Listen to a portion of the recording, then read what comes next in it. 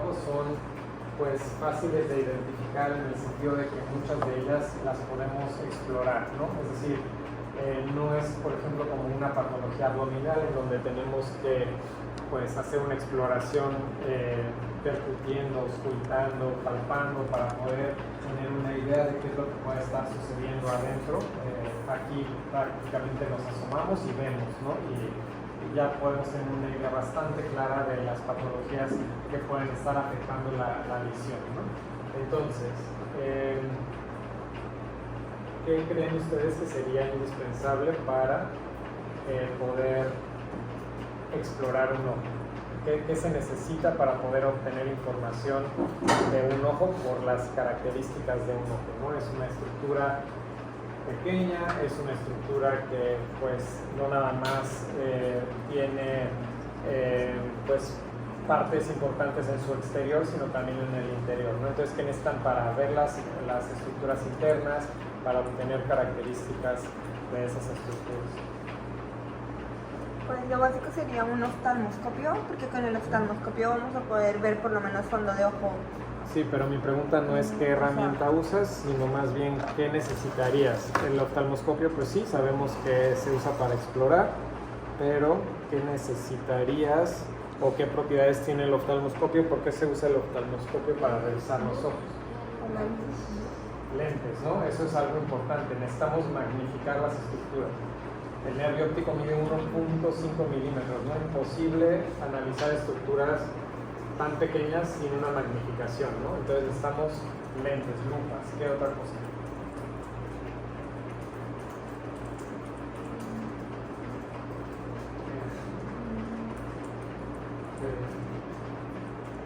Luz. Claro, luz, ¿no? Porque todo sistema óptico pues requiere de luz para funcionar por un lado, y pues aquí en este caso también necesitamos emitir una fuente, digamos, necesitamos una fuente de iluminación para poder ver qué hay afuera y adentro del ojo, ¿no? Entonces, ¿y qué otra cosa sería importante? Esa luz, ¿qué características debería tener como para que nos dé más o menos información? Que sea directa. Que sea directa. En el caso del oftalmoscopio directo, justamente tenemos una fuente de iluminación directa. Hay otras herramientas de exploración que no lo tienen directo. ¿Y qué ventajas o desventajas tiene esto? El hecho de que la luz provenga de otro lado de donde estamos viendo, ¿qué nos podría aportar?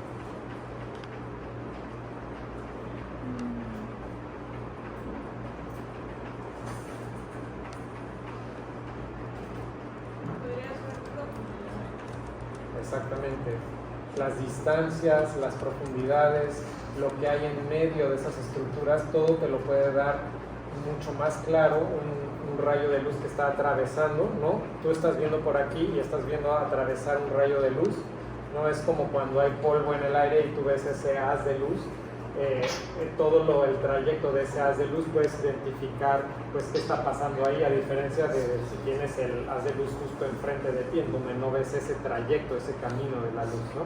Entonces justamente hay instrumentos que emiten esta luz oblicua o que podemos cambiar la dirección de la luz para poder identificar pues más detalles de la exploración, ¿no? Entonces vamos a ver instrumentos de exploración básicos. Vamos a ver sobre todo el oftalmoscopio directo, que es con el que ustedes pues, van a poder tener acceso y va a ser la herramienta que van a estar utilizando, ¿no? Entonces, seguramente los que ya empezaron a rotar ya se toparon con este microscopio, que es la herramienta básica de todo oftalmólogo, y pues todos los que vayan tarde o temprano a rotar van a encontrarse con esto, ¿no? Esta es la lámpara de hendidura, y justamente la lámpara de hendidura pues tiene esta propiedad de emitir un haz de luz directo, pero también podemos cambiar la dirección con la que emitimos esa luz, además de tener la magnificación que decíamos es importante para aumentar el tamaño de las estructuras oculares. Y otra cosa importante es que con la lámpara de hendidura podemos explorar con los dos ojos abiertos. ¿Qué ventaja tiene explorar con dos ojos? Como lo ven ahí en la lámpara, a diferencia de un oftalmoscopio directo en donde nada más abren un ojo para explorar. Que podemos ver patologías más claras. No tanto. Hay una propiedad que te da el hecho de tener esta fusión del campo visual de un ojo con el otro.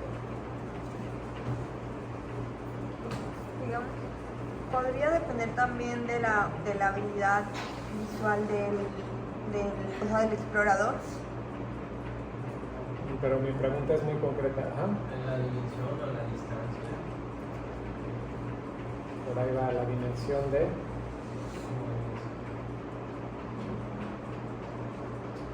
Sí tiene que ver con la dimensión. Cuando tenemos esta fusión del campo visual de los dos ojos, es la única forma en la que podemos tener tercera dimensión. Entonces, si ustedes se fijan en estas películas 3D, si ustedes se tapan un ojo o se tapan el otro, no funciona. No tienen que tener los dos ojos abiertos como para que se genere esta tercera dimensión. Y lo mismo sucede, por ejemplo, si ustedes manejan con un ojo parchado, les va a costar mucho más trabajo calcularle, ¿no? A qué distancia está el coche siguiente, ¿no? Entonces, los dos ojos abiertos es lo que nos da esa profundidad de campo, esa tercera dimensión. Entonces, no es lo mismo explorar con un instrumento que nos permita tener estereopsis. Estereopsis es el término que usamos médicamente para definir la tercera dimensión. Entonces, este instrumento nos da estereopsis. Un oftalmoscopio directo no. Entonces, ¿qué podemos hacer con una lámpara de hendidura? Pues podemos ponerle filtros a este haz de luz. Este haz de luz lo podemos hacer grande, lo podemos hacer chico, lo podemos hacer redondo, lo podemos hacer rectangular. Podemos cambiar el haz de luz de diferentes formas y pues dependiendo de la forma que obtengamos, pues nos va a ser de utilidad para explorar ciertas características clínicas del ojo, ¿no? Entonces, este es un ejemplo de la luz que le vamos a ponerle un filtro a esa luz, es un filtro azul de cobalto, y si a ese ojo le pusimos fluoresceína, el filtro azul de cobalto va a florecer, hacer que florezca, y esto nos va a permitir resaltar algunas características, ¿no? Como el estado de lubricación del ojo, o úlceras en la superficie, y pues si hacemos este haz de luz óptico, pues nos permite ver, por ejemplo, cómo pasa a través de las estructuras, ¿no? Lo que mencionábamos anteriormente, pues por ejemplo aquí está pasando el haz de luz y pues choca con la córnea, entonces ya identificamos las características de la córnea y luego vemos cómo toca el iris, entonces el espacio que hay entre la córnea y el iris también nos da información, ¿no? Nos puede hablar sobre qué tan amplia es la cámara anterior al saber qué tanta distancia hay entre una estructura y la otra, ¿no? Entonces todo esto nos da información que pues no vamos a poder obtener con un oftalmoscopio directo. Y pues también podemos abrir la hendidura completa para tener una imagen similar a la que tendríamos con un oftalmoscopio directo. Y pues más o menos es así como se usa, ¿no? Esta es la posición que tendría el paciente para ser explorado. Coloca martillo y frente en un punto específico para que se pueda enfocar bien la imagen. Y si se fijan, el explorador pues tiene la facilidad con un joystick de moverse de un ojo al otro. Entonces se mueve adelante, atrás, derecha, izquierda.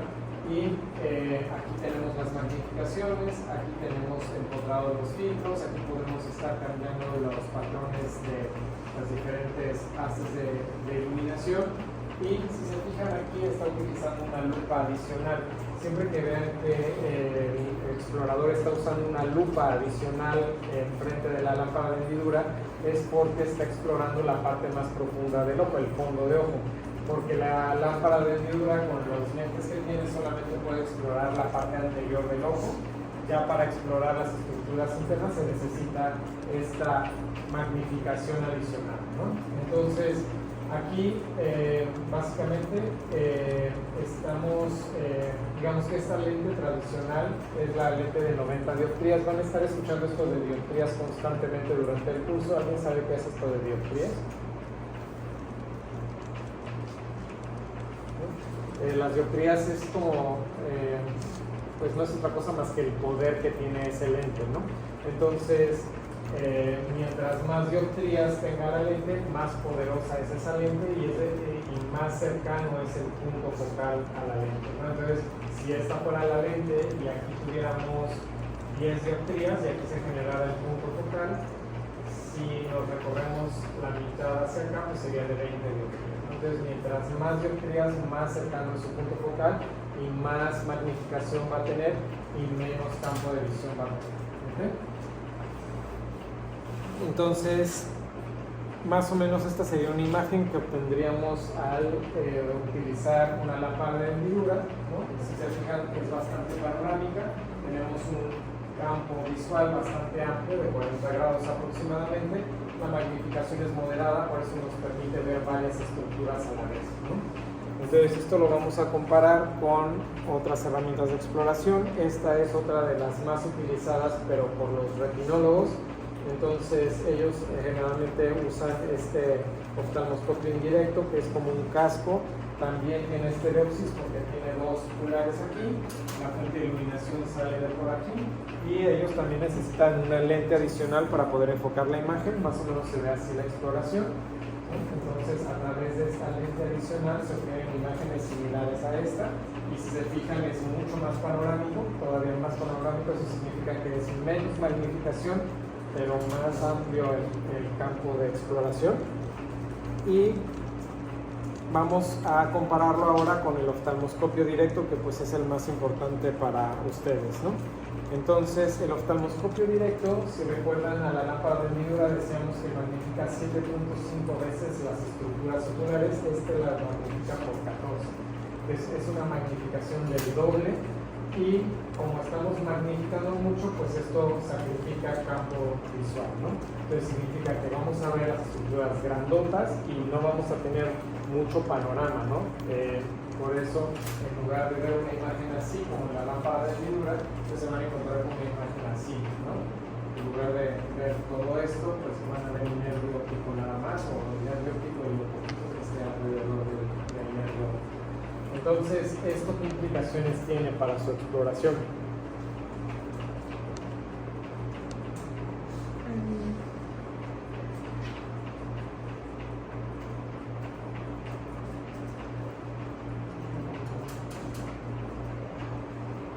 Poco campo visual que tenemos, nos vamos, o sea, podemos estar omitiendo varias estructuras.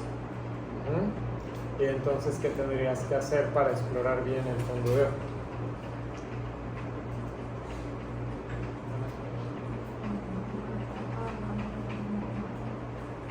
Justo por esa limitante que acabas de comentar, ¿qué harías como para compensarlo?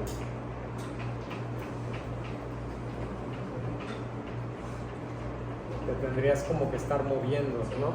Y estar como armando el rompecabezas, ¿no? Este cachito, y tienes que estarte imaginando, bueno, lo que sigue, lo que sigue, lo que sigue, lo que sigue, como para armar como que todo el panorama en tu mente con estos cachitos, ¿no? Entonces, pues esa es parte del reto, ¿no? De la exploración con el oftalmoscopio, porque si ustedes les cuesta mucho trabajo entrar, el paciente se mueve, ustedes se mueven, entonces ya se salieron, ya se desenfocaron, no pudieron hacer como que ese armado o ese peinado de las estructuras, ¿no? Entonces es parte como de agarrar la práctica con el oftalmoscopio.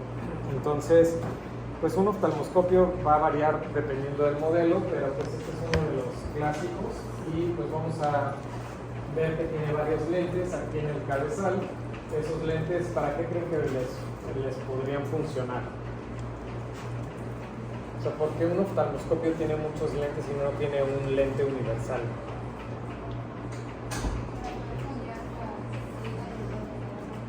Para poder cambiarlas. Sí, pero ¿cuál es el motivo? Es para el operador. ¿Para el operador? O sea, para ti que tú lo estás agarrando. Por ejemplo, yo uso lentes, pues, grado para... Tiene que ver con eso, pero no necesariamente es para el operador. Pero sí tiene que ver con eso. ¿Alcanza la revisión de estructuras? ¿No? Digo, sí es para enfocarse, pero ¿cuál es el motivo? ¿Cuál es la patología más común en la oftalmología? Glaucoma. ¿Qué dijo? No necesariamente miopía, sino todos los errores refractivos, ¿no? Donde entra la miopía. Digo, lo pueden ver como ejemplo aquí nada más en el salón, ¿no? ¿Cuántos tienen retinopatía diabética? ¿Cuántos tienen glaucoma? ¿Cuántos usan lentes? ¿No? Entonces, las ametropías, que es como este término generalizado para englobar todos los errores refractivos, pues es súper común, ¿no?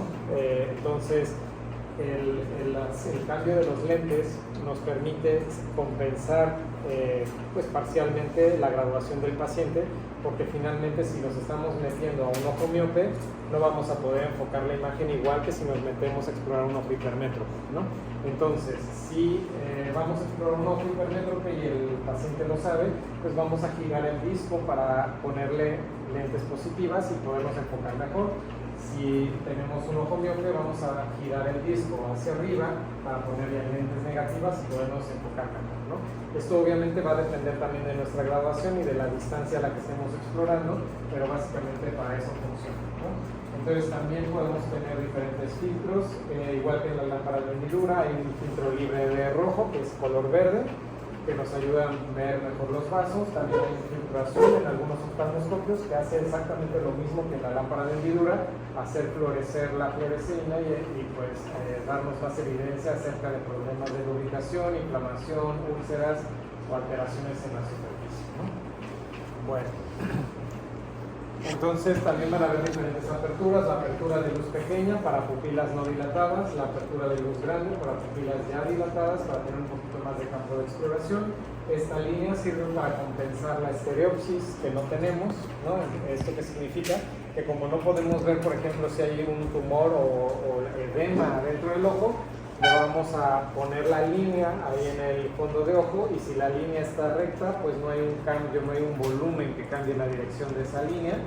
Si vemos que la línea va recta y de pronto se curvea, pues ahí podemos intuir que hay un aumento de volumen que pues no nos permite identificarlo adecuadamente por la falta de estereopsis, pero se intuye por el cambio de dirección de la línea y los filtros que ya platicamos, ¿no? Bien, entonces, ¿cuáles son las ventajas de un oftalmoscopio directo a diferencia de las otras herramientas de exploración básica que vimos? Pues que es portátil, a diferencia de una lámpara de hendidura, por ejemplo. Es económico, a diferencia de cualquiera de los otros dos métodos. Ideal para exploración del nervio óptico. Esto es, por la magnificación que tiene, se pueden analizar muy bien las estructuras del nervio óptico. Inclusive los neurooftalmólogos usan mucho el oftalmoscopio directo, a pesar de tener ahí al lado la lámpara de hendidura, y esto es porque es un método ideal para analizar sus características y fácil de usar, aunque sí requiere práctica, ¿no? Decíamos, tiene ciertos retos por la magnificación que tiene la exploración. Entonces, para terminar, vamos a ver la exploración básica del fondo de ojo con el oftalmoscopio directo, y para esto primero nos tenemos que ubicar en el fondo de ojo. Entonces, ¿quién me dice que está señalando, qué parte del fondo de ojo está señalando el número 1?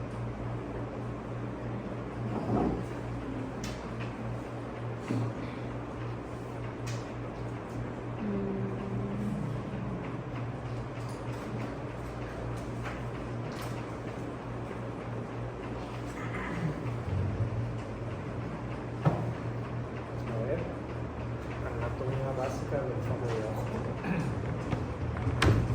¿Sería la máquina? No.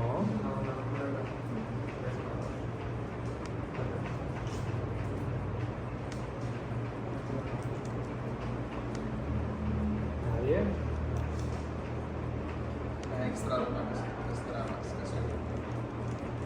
Extravasación. O extravasación es algo fuera de un vaso.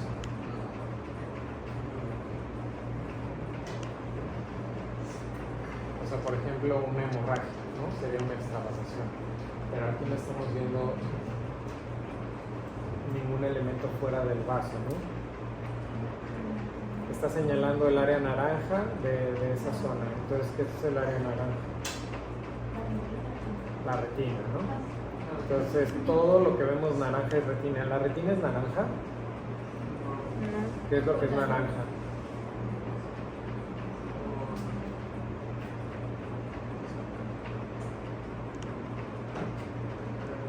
¿Por qué se ve naranja si acabamos de decir que lo naranja es la retina? Y no es naranja.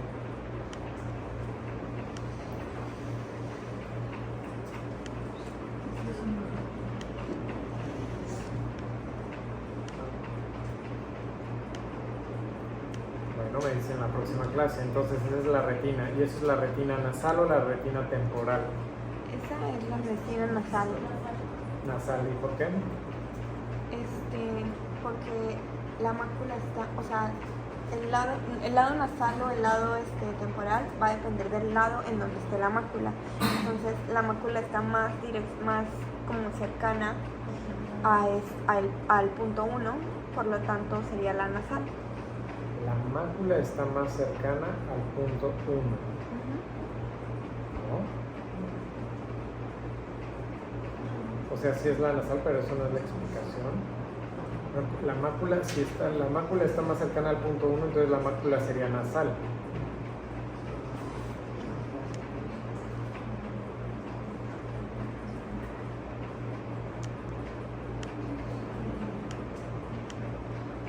Es por la posición de la papila. ¿Para qué? Es por la posición de la papila. Sí. Esa es una forma de orientarse. Y entonces en el fondo de ojo la papila siempre es nasal o siempre es temporal. La papila siempre es nasal, exactamente. Entonces, si la papila siempre es nasal, la mácula siempre es ¿qué? Temporal. Exactamente. Okay. Y por lo tanto esta es una retina, la 1, nasal, exactamente. La retina nasal está cerca del nervio óptico, bueno, de la papila o cabeza del nervio óptico, por lo tanto esta es la retina nasal. Ok, el 2, ¿qué señala?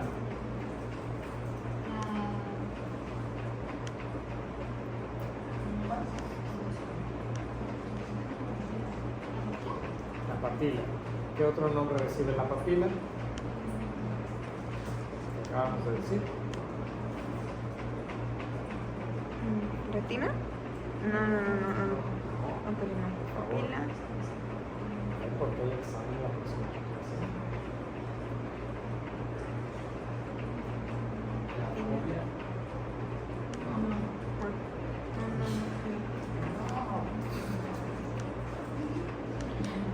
¿Cómo la fobia en la papila? Tenemos papila.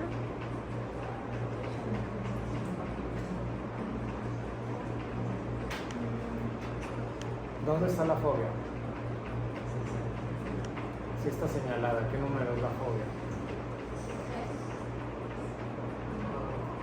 La fobia. 7, exactamente. La fobia está en la mácula. Entonces el 6 es la mácula, el 7 es la fobia. Y entonces, ¿qué es la 2? Bueno, la 2 ya me dijeron que es la papila. ¿Cuál es el sinónimo de la papila? ¿O qué es la papila? Disco óptico. Exacto. Nervio óptico. Exacto. Nervio óptico le falta una parte, porque sí es nervio óptico, pero ¿qué parte del nervio óptico? Eso sería pues la papila del nervio óptico. O sea, sí se usa ese término, pero no es exacto.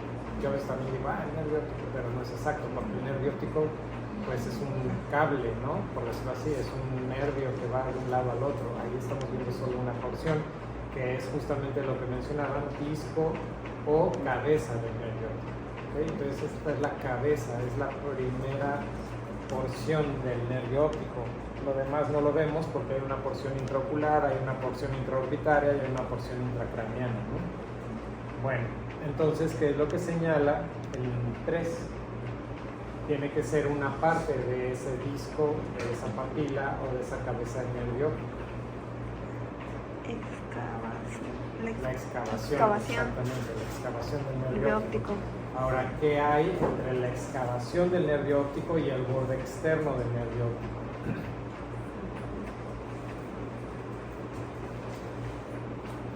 Las venas. No, no, estoy diciendo entre la excavación y el borde externo, o sea, que es esto. Entonces, se ve como una dona. Ese espacio entre la excavación y el borde externo del nervio.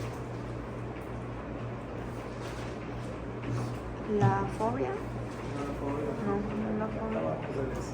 Ya no vuelvan a decirle que la fobia está en el nervio óptico. En esta misma.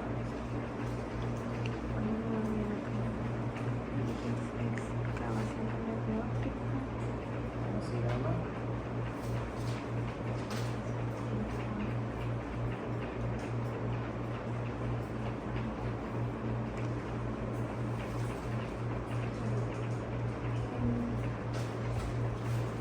Es alrededor del neurológico. Exactamente. El anillo neuroretiniano. ¿Ok? Entonces, el anillo neuroretiniano es como esa dona que se ve circundando a la excavación. Entonces, borde externo, anillo neuroretiniano y excavación. Entonces, la excavación generalmente tiene una coloración más pálida, ¿no? Más clarita. Y si tuvieran estereopsis, verían que está como más hundida. Entonces, bien, ahora vamos con las 5.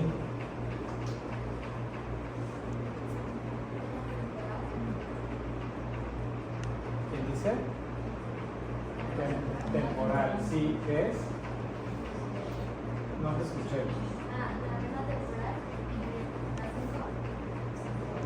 No, ¿por qué no? El arterio. Exacto. Esto es como en los libros de anatomía. Es el único, de hecho, es la única parte del cuerpo en donde puedes ver los vasos en vivo. ¿No? En todas las demás tendrías que abrir, ¿no?, el cuerpo para poder identificarlo. Y esto es como en los libros de anatomía. Las venas siempre son más oscuras, ¿no? Siempre las dibujan de azul, siempre las dibujan más oscuras. Y aquí se ve claramente cuál está más oscura que la otra, ¿cierto? Tiene un calibre más grueso y es más oscura. Entonces, esa es la oscura es la vena. Entonces, por lo tanto, ese sería el número 4. Exactamente. Y ahora, hablando de arcadas, porque el grupo arteria-vena hace un arco aquí, hace un arco acá, hace un arco aquí y hace un arco acá, ¿no? Entonces, hace como sale del nervio óptico en forma como de arcos. A eso le llamamos arcada. ¿Así como se llama? Arcada. Si está hacia la mácula es arcada. Inferior, sí. Eso es parte de. Entonces arcada e inferior. Arcada temporal inferior, arcada temporal superior, arcada nasal superior, exactamente, arcada nasal inferior, exactamente. ¿Ok?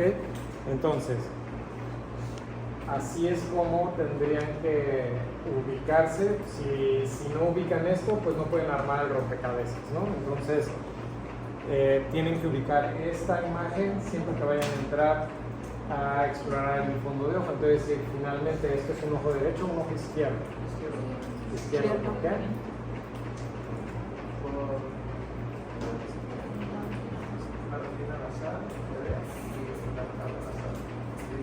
Sí, pero acuérdate que eso no es referencia, ¿no? ¿Qué es la referencia? O sea, estás bien.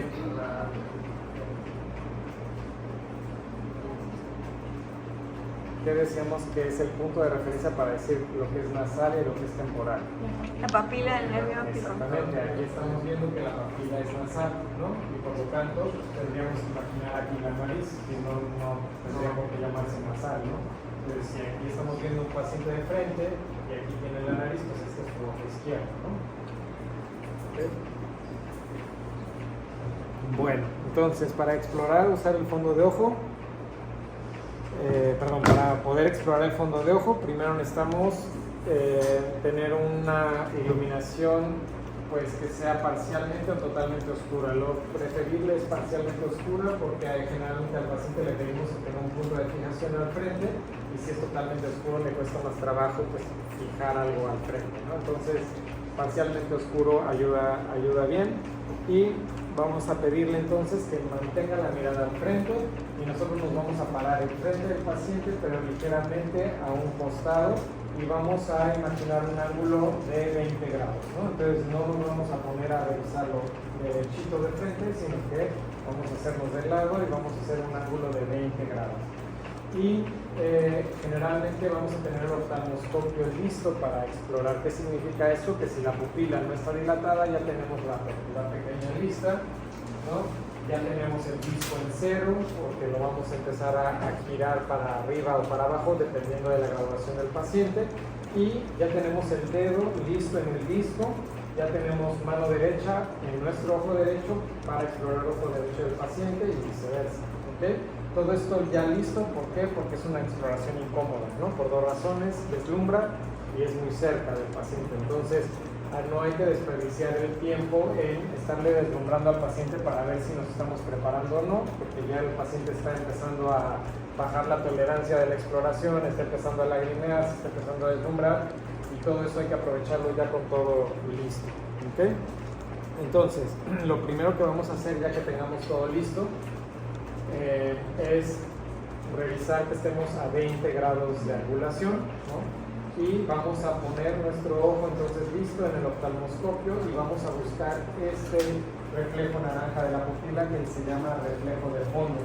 Entonces este va a ser nuestro punto de referencia. Vamos a hacer que brille naranja la pupila. ¿Sale? Ya que tenemos ese reflejo de fondo, nos vamos a orientar y entonces nos vamos a acercar hacia esa parte que resplandece naranja. Y aquí el primer error es detenerse, ¿no? Porque muchas veces creemos que ya estamos suficientemente cerca para generar la imagen, pero si se fijan acá, la distancia de exploración es sumamente cercana, entonces es 5 centímetros. Siempre que sigan viendo el reflejo de fondo y que no generen una imagen es porque no se han acercado lo suficiente, entonces hay que acercarse todavía más. Y esta angulación de 20 grados es justamente para que ustedes al momento de empezar a enfocar la imagen se encuentren con el nervio óptico. ¿Okay? Entonces, si ustedes encuentran el nervio óptico, es un punto de partida ideal para empezar a hacer la exploración porque es una estructura única, fácil de identificar. Es decir, no es lo mismo encontrarse la papila que encontrarse un vaso, ¿no? Si se encuentran un vaso no saben si es nasal, temporal, inferior o superior, en cambio si es el nervio óptico, pues ahí no hay tiempo, ¿no? Entonces, la idea de esta angulación y de estos pasos que acabamos de mencionar es para que se encuentren la papila y ahí tengan el punto de partida de la exploración. Si no encuentran el nervio óptico, bueno, primero, si sí lo encuentran pero está borroso, es momento de girar los discos o acercarse o alejarse ligeramente, ¿okay? Si ya se enfocaron en la papila, de ahí ya parte el resto de la exploración. Si no se enfocaron en la papila y cayeron en un vaso, hay dos formas de reorientarse. Uno es el calibre de los vasos. Si se fijan, el calibre es mayor saliendo de la papila, entonces sigan hacia la zona que vean más gruesa, eso es uno, o dos, sigan hacia donde apuntan las flechas, dicen, ¿no? Entonces si se fijan, esta es una bifurcación de los vasos, que si imaginamos que si esta fuera la punta de una flecha, pues nos apuntaría hacia irnos con el oftalmoscopio hacia acá. Y si se fijan, siempre aplican, ¿no? Si esta fuera la flecha, apunta hacia acá. Si esta fuera la flecha, apunta hacia acá, ¿no? Entonces siempre las flechas apuntan hacia el nervio óptico. Entonces, ya que se reubicaron y están en el nervio óptico, es momento de empezar a analizar pues sus estructuras, ¿no? Entonces ya estamos enfocados ahí, vamos a analizar lo que acabamos de mencionar: borde externo, anillo neuroretiniano, la excavación, ¿no? La coloración del nervio óptico. Estas son los nervios ópticos normales.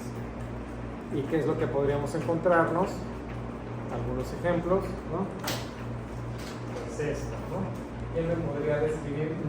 El diagnóstico ya está ahí, nada más como ejemplo, pero aquí descripción, ¿no? O sea, ¿qué es lo que encuentran anormal en esta fotografía, ¿no? Que muchas veces no tienen que hacer ustedes diagnósticos. Si ustedes, por ejemplo, están en un consultorio y hacen exploración de fondo de ojo y ven esto, obviamente hay que hacer una referencia, ¿no? Pero ¿y cómo pueden hacer la referencia? Pues observo el nervio óptico de ojo derecho qué cosa y ese es el motivo de la referencia, ¿no? O sea, simplemente descripción clínica. ¿Qué ven ahí diferente a lo que debería de ser? En el primero se ve como si hubiera como una dona. Así lo describirías en tu reporte. Sí, se ve como una dona. O sea, refiero porque el nervio se ve como una dona. No, ¿verdad? ¿Qué es lo que se pierde o qué es lo que cambia? Que se ve más amplia la papila. No. No existe una coloración en la excavación popular. Tienes razón, pero no es lo que llama la... ¿Qué es lo que llama la atención así que dices?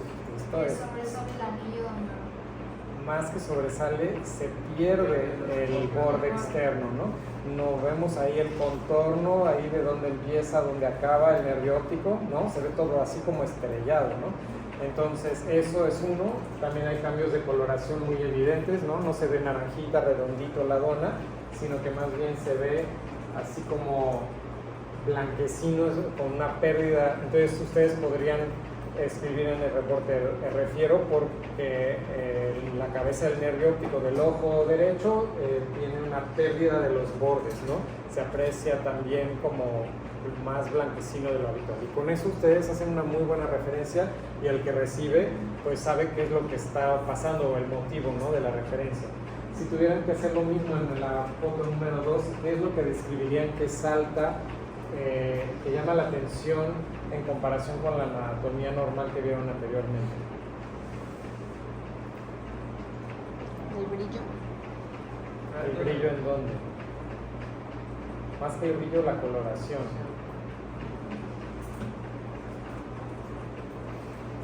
Comparen ese nervio 2 con estos.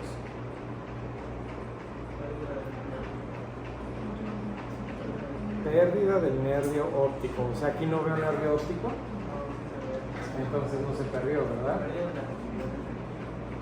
Pérdida de la continuidad del nervio óptico tampoco. Yo veo bastante continuo. es una hiperpigmentación. O sea, lo ves café No, o negro. no, es más como amarillo. Ajá. Pero entonces no sería una hiperpigmentación.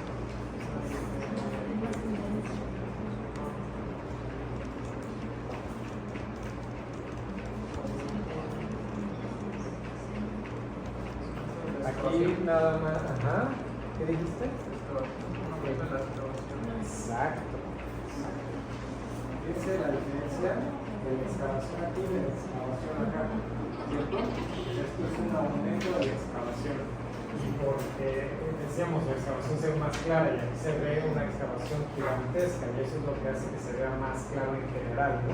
Y es un aumento de la excavación a expensas de qué reducción de la cabeza del nervio óptico. O sea, ¿qué estructura se reduce? Ya me dijiste qué estructura se amplía, pero se amplía a expensas de una reducción de otra estructura, que sería ¿cuál? ¿Cuál se reduce? El anillo. Exactamente. El anillo se reduce, la dona se hace más delgada y por lo tanto el centro se ve más grande. ¿Ok? Entonces, esta es una excavación muy amplia con un anillo neuroanatomiano más reducido. ¿Qué pasa de aquí? ¿Qué salta a la vista? Sí, la excavación se ve más pequeña, pero no es lo más importante. ¿Qué es lo que salta muchísimo a la vista? El color. Exactamente, exactamente. Se ve más claro, se ve más Se ve más oscuro. se ve más rojo, ¿cierto? Por la inflamación. Entonces, ¿y en el 3? Y el tamaño. Exactamente, el color llama mucho la atención, se ve muy blanco, ¿no? Muy pálido. Y nuevamente esto es a expensas de una excavación muy amplia y una reducción del anillo neuroanatomiano, ¿no? Aquí ni siquiera hay anillo neuroanatomiano, que es pura excavación de ya lo pálida y atrófico que está el nervio óptico, ¿no? Hasta brilla de lo blanco que está. Ok. Bien, entonces ya que analizaron las estructuras básicas de la cabeza del nervio óptico, van a explorar las arcadas, entonces tienen que ir hacia las 4 arcadas en el orden que ustedes quieran. Y aquí hay que analizar coloración, calibre y contorno, los cruces, cuando pasa la arteria sobre la vena, y la fuga de elementos sanguíneos. Aquí sí las extravasaciones, ¿no?, que mencionaba, ¿no? Aquí sí hay que ver que no haya cosas alrededor de los vasos. Y ejemplos de lo que pueden encontrarse, ¿no? Aquí el cambio de calibre de las venas, ¿no? Aquí que les da la impresión esto como de gordo, flaco, parece un chorizo, ¿no? Entonces esto le llamamos arrosariamiento venoso. Aquí, por ejemplo, ven varios capilares, varios vasos delgados que están invadiendo la retina. Esto le llamamos neovascularización. Fuga de puntitos rojos, que son microhemorragias. Fuga de puntitos amarillos, que son exudados. Si se fijan aquí, hay muchas hemorragias que parecen como flameadas. Les llamamos justamente así, hemorragias en flama, en oclusiones vasculares venosas. Y aquí está lo de los cruces. Si se fijan, los cruces normalmente son... está la vena, que decíamos más gruesa y oscura, y pasa la arteria como haciendo un puente, pero ese puente se ve ligero, no se ve como un puente que respeta el calibre y el flujo de la vena. ¿Y cómo lo ven aquí? Si se fijan, la vena se ve como si la arteria aplastara la vena, ¿no? Como si le cortara el flujo. Aquí es como que se pierde un poquito, y la arteria tiene una coloración como más blanquecina de lo habitual. Esto lo llamamos hilo de plata por ese brillo plateado que adquiere por la aterosclerosis. Y este corte como en el flujo de la vena, pues es un cruce arteriovenoso anómalo, ¿no? Y bueno, ya que analizaron los vasos y si fugan o no, también hay que analizar toda la parte naranja, que es la retina.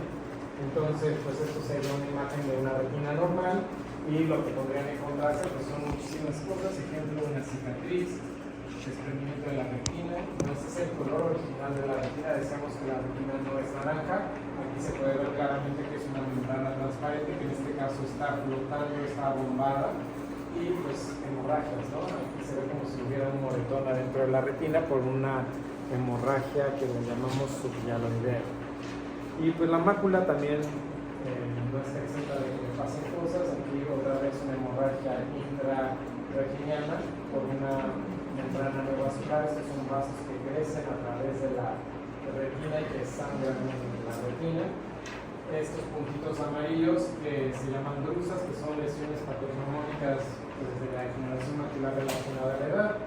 Exudados, que son todas estas manchas amarillas, por ejemplo, los pacientes que tienen edema macular diabético, o agujeros, ¿no? Aquí no se ve muy bien, pero si prestan así como mucha atención, se ve un círculo aquí en el área de la fovea. Eso es un agujero en la mácula.